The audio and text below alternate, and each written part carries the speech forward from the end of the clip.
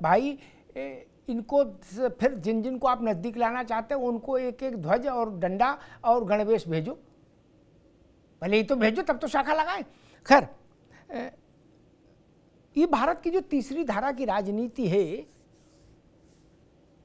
इसके दो प्रतीक पुरुष हैं बड़े, लोहिया जी और लोकनायक जयप्रकाश, जेपी।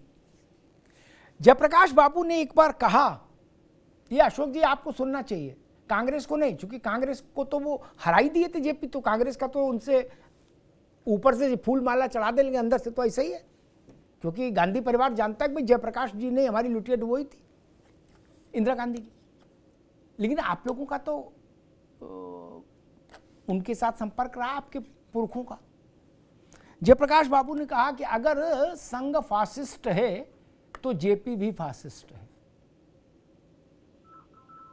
गूगल में ढूंढेंगे मिल जाएगा। अब अशोक यादव ये कहने की हैसियत ना तो अखिलेश यादव की है ना लालू यादव की है कि जयप्रकाश छोटे थे हम बड़े, ऐसा तो कोई नहीं बोल सकता ना, डीएमके भी नहीं बोल सकती, कोई नहीं बोल सकता। मैं उस प्रसंग में जाता ही नहीं कि स्वतंत्रता दिवस पर संघ के स्वयंसेवक लगे, फिर पंडित जी ने उनको सम्मानित किया, छोड़िए। इससे बड़ा कोई वक्तव्य हो सकता है कि जेपी ने कह दिया कि तो फिर मैं भी फासिस्ट हूं।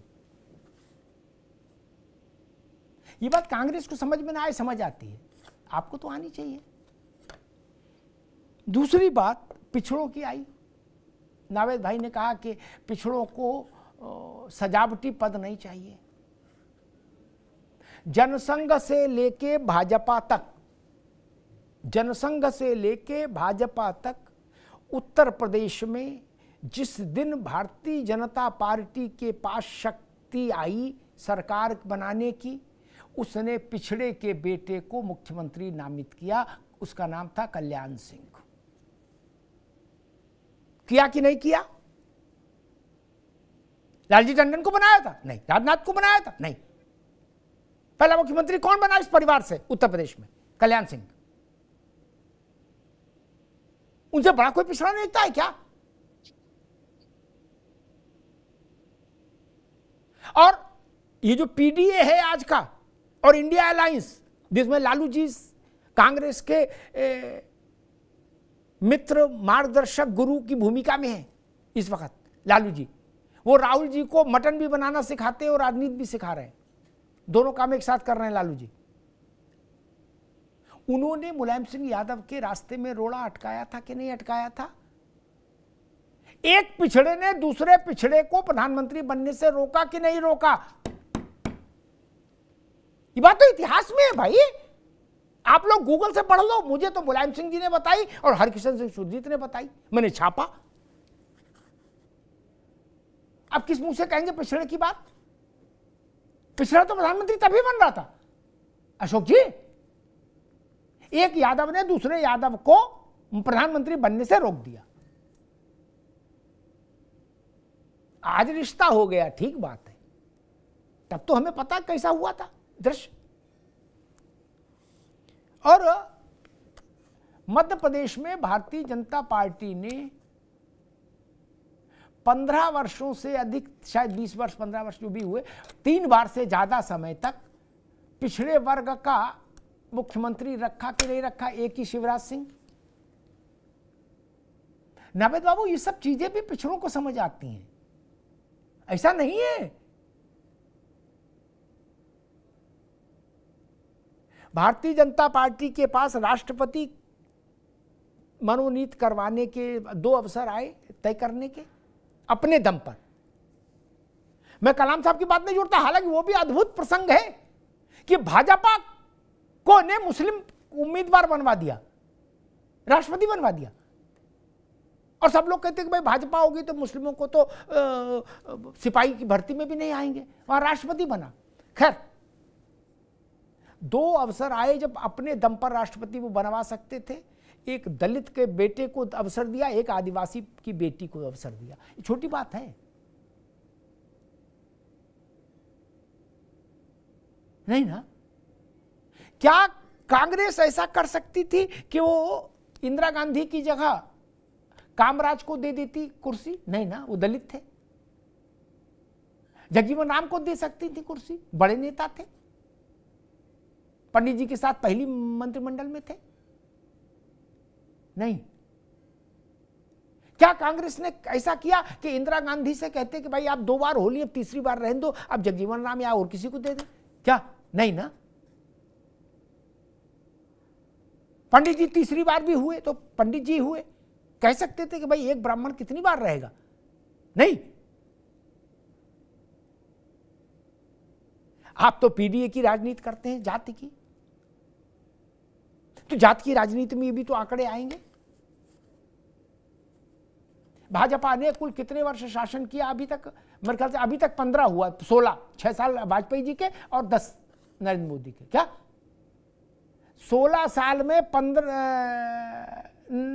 16 साल में 10 साल पिछड़े वर्ग का प्रधानमंत्री। आप कांग्रेस ने कितने प्रधानमंत्री हुए, उसमें कितने हैं पिछड़े? उसमें कोई पिछड़ा नहीं, कोई दलित नहीं। तब ये सब विषय हैं और मुझे लगता है कि बहुजन समाज पार्टी का जहां तक प्रश्न है ना, बहुजन समाज पार्टी की मुख्य लड़ाई समाजवादी पार्टी से ही रहेगी, जान लीजिए। उनकी